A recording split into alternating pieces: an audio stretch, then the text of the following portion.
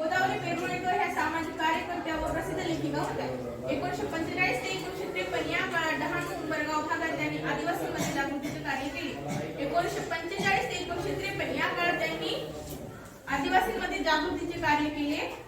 त्याचबरोबर त्यांच्याबरोबर काम करत असताना आलेले अनुभव जेव्हा माणूस जागा होतो या पुस्तकातून त्यांनी मांडले आहेत. हा पाठ जेव्हा माणूस जागा होतो या पुस्तकातून घेतला आहे.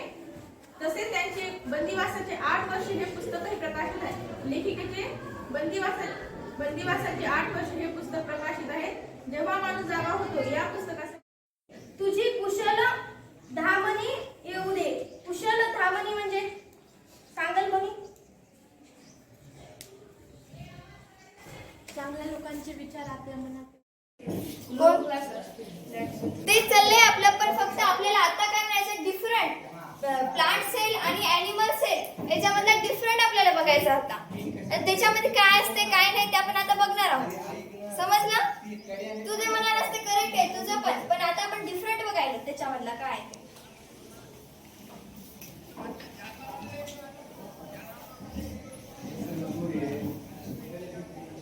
तांदूळ घे ना सगळे इकडे.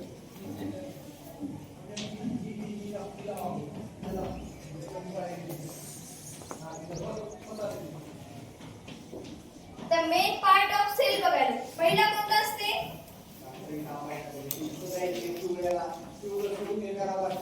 Sale wall. सेल वॉलचं काम काय असते सांगा बरं. फंक्शन सेल वॉल कुठे राहते प्रेझेंट?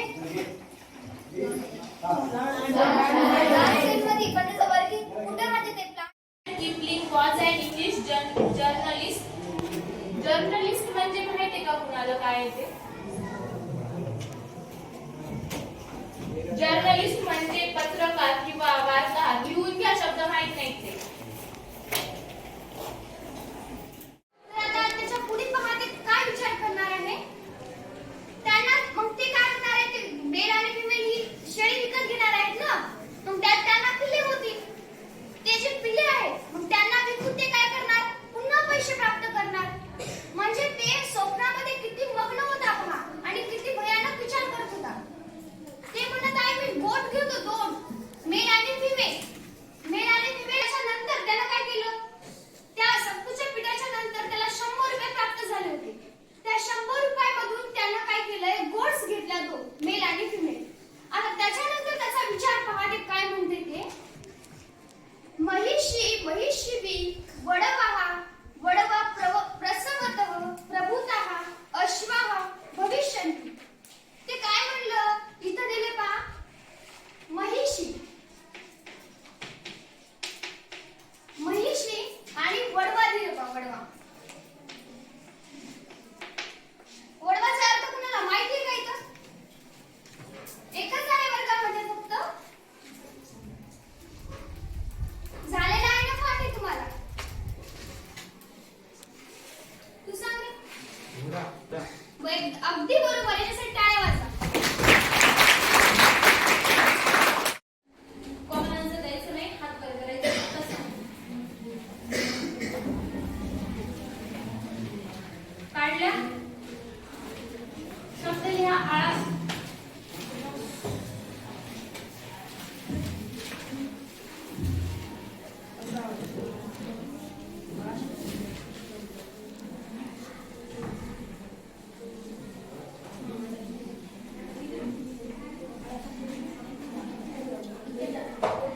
आळसीचा अर्थ कडब्याची पेंडी होती, कारण आळसी होती.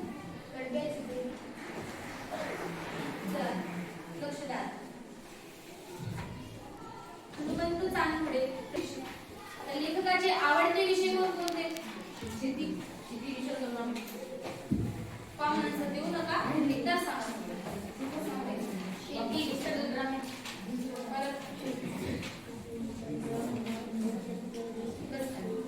विविध साप्ताहिक, मासिक, दिवाळी. आता मासिक म्हणजे साप्ताहिक म्हणजे दिवाळी. अंक यासाठी कथा, कविता, लेखन, अनेक चित्रपट व अलंक यासाठी गीत लेखन या विषय त्यांचे काकरी काय आहे का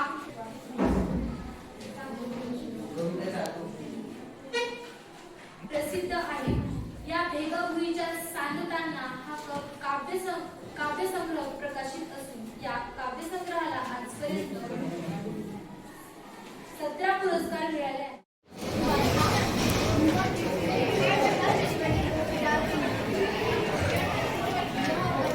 अमिताभ बच्चन जी के पिताजी है, उनका परिचय रमेश बच्चन जी हिंदी कविता में उत्तम छायावाद काल के प्रमुख कवियों में से एक है। यह हिंदी कविताओं के उत्तम छायावाद में से एक है।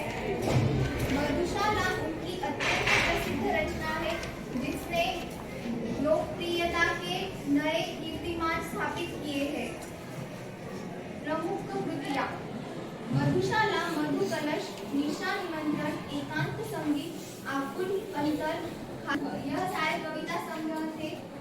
करूं नींद का निर्माण, फिर बसेरे से दूर, दश दरबार से सोपान तक। यह आत्मकथन थे। पाठ के संबंधित यह पाठ आत्मकथन है। हिंदी साहित्य में गद्य की एक विधा है। आत्मकथन के व्यक्ति स्वयं अपने जीवन की कथा स्मृतियों के आधार पर लिखते हैं। निष्पक्षता आत्मकथन का आवश्यक पक्ष है। आत्मकथन में निष्पक्षता होनी